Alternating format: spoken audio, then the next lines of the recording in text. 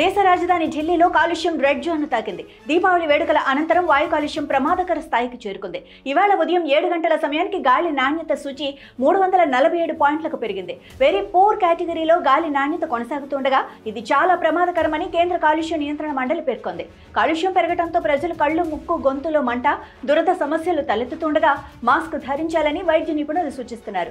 America అధ్యక్షుడు Donald Trump మరోసారి సుంకాల బెదిరింపులకు దిగారు. రష్యాతో చమురు వ్యాపారం ముగించకుంటే భారత్ భారీగా సుంకాలు చెల్లించాల్సి వస్తుందన్న ట్రంప్ తాజాగా చైనాను హెచ్చరించారు. నవంబర్ 1వ తేదీలోగా అమెరికాతో న్యాయమైన వాణిజ్య ఒప్పందం కుదుర్చుకోకపోతే బీజింగ్ పై సుంకాలు 155% పెంచుతానంటూ వార్నింగ్ ఇచ్చారు.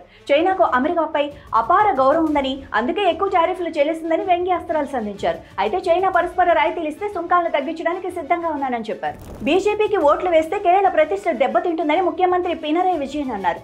సంఘ పరివార్ ద్వేషాన్ని వ్యాప్తి చేయడానికి అబద్ధాలను ఆయుధంగా ఉపయోగిస్తోందని ఆయన మండిపడ్డారు. వారికి లభించే ఆదరణ నేడు కేరళలో ఉన్న సోదరభావం, శాంతిని నాశనం చేస్తుందని తెలిపారు. పునరుజ్జీవనోద్యమ ఉద్యమాల వారసత్వంలో కేరళలో అందరూ సోదరభావంతో నివసిస్తారని పేర్కొన్నారు. అందుకే కేరళ ఇతర రాష్ట్రాల మాదిరిగా కాకుండా ఒక నమూనాగా మారిందన్నారు. సంఘ పరివార్ దీనికి భంగం కలిగించే విధంగా తన ఎజెండాను నిర్దేశించుకుందని తెలిపారు.